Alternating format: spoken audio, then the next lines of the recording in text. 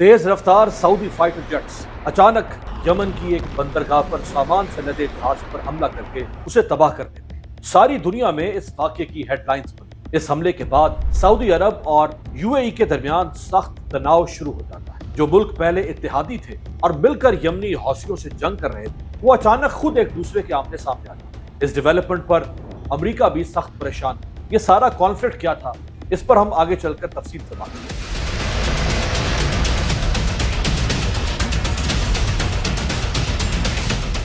लेकिन तारीख से वाकिफ कई लोग जब यमन का नाम सुनते हैं तो उनके जहन में अदन के बागात और मुल्क सबा की खूबसूरत सहर अंगेज मलका बिल्कीस का तस्वुर उभरता है। लेकिन इस हसीन ख्वाब से बेदार होने पर एक भयानक हकीकत का सामना होता है। गोलियों की तड़तड़ाहट, धमाकों की गूंज, मलबे के ढेर, लाशों के अंबार और अनाज को तरसते यमनी शहरी। वो यमन जिसे रूमी अरेबिया फेलिक्स यानी खुशहाल अरब मुल्क कहते थे, वो यमन जिसका जिक्र कुरान, बाइबल और तौरात जैसी आसमानी किताबों में मिलता है, लेकिन वहां के बाशिंदे खाना जंगी की वजह से सालों तक गोलियों, भूख और कहत का सामना करते। 3 दहाइयों से ज्यादा यमन बदमनी की आग में जलता रहा। 1,50,000 से ज्यादा शहरी उस आग की भेंट चढ़े। तो क्या यमन को एक सोचे समझे मंसूबे के तहत बारूद का ढेर बनाया गया, या फिर ये सिर्फ एक हादसा था?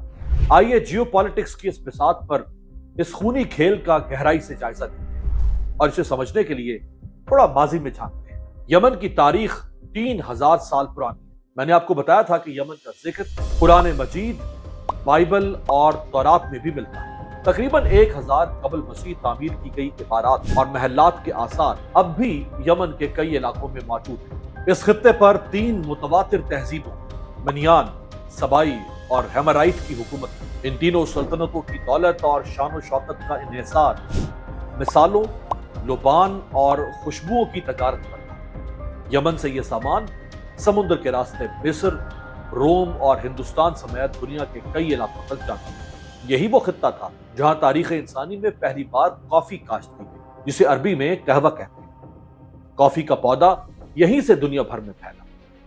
आसमानी सहीफों में जिस मुल्क सबा का जिक्र मिलता है, वो खित्ता यमन की ही एक सल्तनत थी और बिल्कीस यानी क्वीन ऑफ शीबा उस सल्तनत की मलिका थी। पैगंबर खुदा हजरत सुलेमान अलैहिस्सलाम ने हुदहुद के जरिए उसी मलिका बिल्कीस को पैगाम भेजा था। हजरत सुलेमान अलैहिस्सलाम एक अजीम और ताकतवर बादशाह थे। मलिका बिल्कीस अपने वजीरों से मुशावरत करती, जो उसे जंग का मशवरा देते, लेकिन मलिका दानिशमंदी, अमन और सिफारती रास्ता अपनाने की दलील देते हुए कहती है कि जंग से तबाही, गुर्बत और रुसवाई के सिवा कुछ नहीं मिलता।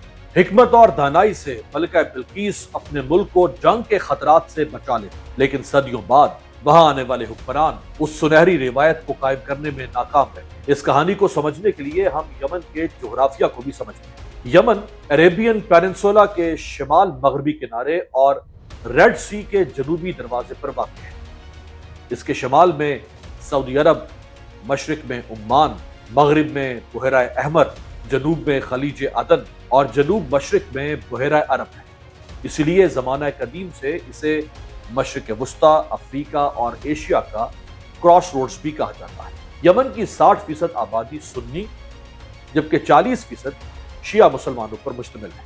इनके अलावा भी यहाँ दीगर मज़ाहिब के लोग आबाद हैं। माजी में यमन के कुछ हिस्सों पर सल्तनत उस्मानिया और बरतानिया का कब्जा रहा। फिर ये नॉर्थ और साउथ 2 रीजन्स में तकसीम हो जाता है। 1990 में शिमाली यमन और जनूबी यमन का मर्जर हो जाता है और अब्दुल्ला सोहले यमन के सदर बन जाते हैं। लेकिन अलहदगी पसंद ग्रुप इस इंजमाम यानी मर्जर को नहीं मानते और 1994 में वहां खाना जंगी शुरू हो जाती है। शिमाली यमन में शिया मुसलमानों की अक्सरियत है, जिनका मानना था कि मरकजी हुकूमत उन्हें नजरअंदाज कर रही है और वो सऊदी अरब की कठपुतली बन चुकी है। हौसियों पर यह इल्जाम लगता है कि उन्हें ईरान की सपोर्ट हासिल, लिहाजा उनकी एक सियासी और अस्करी तंजीम अंसारुल्लाह के नाम से सामने आती है, जिन्हें हौसी भी कहा जाता है। उसके बानी हुसैन बदरुद्दीन अल हौसी थे। यमनी सदर अब्दुल्ला सोहले को हौसियों की हिमायत हासिल, लेकिन वो 2000 में सऊदी अरब से एक सरहदी मुआहदा कर ले, जिसे जद्दा मुआहदा कहा जाता है। اور وہ ساتھ ہی حوثیوں کو غیر مسلح کرنے کی کوشش کرتے ہیں۔ اس وجہ سے عبداللہ صالح کی حکومت اور حوثی آمنے سامنے آ جاتے ہیں، سینکڑوں لوگ مارے جاتے ہیں اور اگلے کئی سالوں تک یہ کانفلکٹ جاری رہتا ہے۔ سن 2009 اور 2010 میں یمنی حکومت سادہ میں حوثیوں کو کچلنے کے لیے ایک بڑا آپریشن سکارچڈ ارتھ لانچ کرتی ہے۔ سرحد پر بھی حوثی فورس اور سعودی فورسز کے درمیان جھڑپیں شروع ہو جاتی ہیں۔ پھر فروری 2010 میں یمنی حکومت اور حوثیوں کے درمیان سیز فائر ہوتا ہے۔ یمن کے حوثیوں اور حکومت کے حوالے سے تو میں نے آپ کو بتا دیا، لیکن یہ بھی نوٹ کر لیں کہ اس سارے عرصے میں خانہ جنگی کے دوران وہاں کئی مسلح گروہ سامنے آتے ہیں، جن میں القاعدہ کا ایک گروپ AQAP، داعش، سعودی حمایت یافتہ گروپس اور متحدہ عرب امارات کی زیر سرپرستی جنوبی عبوری کونسل سدرن ٹرانزیشنل کونسل یعنی STC شامل ہیں۔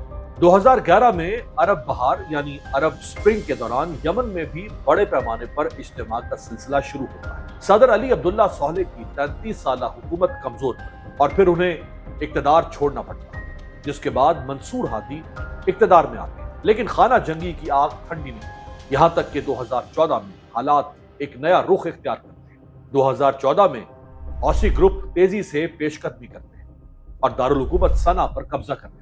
اس کے علاوہ بھی کئی علاقے ان کے کنٹرول میں آ جاتے ہیں۔ یمنی حکومت ختم نہیں ہوتی، بلکہ کچھ علاقے حکومت کے پاس بھی رہتے ہیں۔ پھر یہ حکومت عدن شہر کو اپنا مرکز بنا لیتی ہے۔ حوثیوں کے اقتدار میں آنے کو دیگر عرب ممالک ایران کے انفلوئنس کے طور پر دیکھتے ہیں، لہٰذا یمن میں حوثیوں کے خلاف کارروائی کے لیے سعودی عرب کی سرپرستی یا قیادت میں ایک اتحاد تشکیل دیا جاتا ہے، جس میں سعودی عرب کے ساتھ ساتھ متحدہ عرب امارات یعنی UAE، بحرین، کویت، اردن، مصر، سوڈان اور مراکش شامل ہوتے ہیں۔ پھر یمن میں لڑائی میں تیزی آ جاتی ہے اور یہ اتحاد حوثیوں پر تابڑ توڑ حملے کرتا ہے۔ 2015 میں سعودی عرب کی قیادت میں حوثی باغیوں کے خلاف فضائی آپریشن شروع کیا جاتا ہے۔ حوثیوں پر متعدد ایئر سٹرائکس کی جاتی ہیں، جن کے جواب میں وہ بھی وقتاً فوقتاً یمنی حکومت اور سعودی اتحاد پر حملے کرتے ہیں۔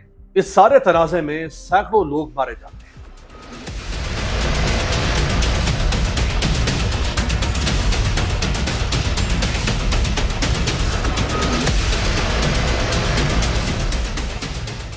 یہاں ایک بات اہم ہے کہ یمن کے حوثی ایک طرف عدم کی یمنی حکومت اور سعودی اتحاد سے برسر پیکار رہے، تو دوسری طرف وہ فلسطین کاز کے لیے اسرائیل سے بھی لڑتے رہے۔ یہ حوثی یمن سے سہوری فورسز پر میزائل داغ کر اسے نقصان پہنچاتے ہیں اور اسرائیلی فورسز پر بھی ایئر سٹرائکس کے ذریعے حملے کرتے ہیں۔ حوثی باغیوں کے خلاف سعودی الائنس میں شامل کچھ ملکوں کا کردار وقت کے ساتھ ساتھ کم زیادہ ہوتا رہا۔ مثال کے طور پر جیسے UAE اپنی پالیسی بدل لیتا ہے۔ اب آئیے اس واقعے کی طرف جس کا میں نے اس ویڈیو کے آغاز میں ذکر کیا تھا۔ دسمبر 2025 تک یمن کے حوالے سے متحدہ عرب امارات کی پالیسی اس حد تک تبدیل ہو جاتی ہے کہ اس کی حمایت یافتہ کونسل یعنی گروپ یمنی صوبوں حضرموت اور البحرہ میں پیش قدمی کر کے سعودی حمایت یافتہ فورسز کو پیچھے دھکیلتے ہوئے وہاں جنوبی یمن کا پرچم لہرا دیتا ہے۔ یہی وہ پیک پوائنٹ تھا جہاں سے سعودی عرب اور متحدہ عرب امارات کے درمیان چپکلش پیدا ہوئی، اور جب 30 دسمبر 2025 کو سعودی عرب کو یہ شک ہوتا ہے یا انٹیلیجنس اطلاع ملتی ہے کہ UAE نے ایک بحری جہاز کے ذریعے اسلحہ اور جنگی ساز و سامان اپنے حمایت یافتہ گروپ کو بھیجا ہے، تو سعودی اتحاد یمنی پورٹ پر کھڑے اس جہاز کو ایئر سٹرائک کے ذریعے نشانہ بنا کر تباہ کر دیتا ہے۔ اور پھر یہ بحران اس وقت ختم ہوتا نظر آتا ہے کہ جب UAE یمن سے اپنی فوج واپس بلانے اور وہاں اپنی ملٹری پریزنس ختم کرنے کا اعلان کرتا ہے۔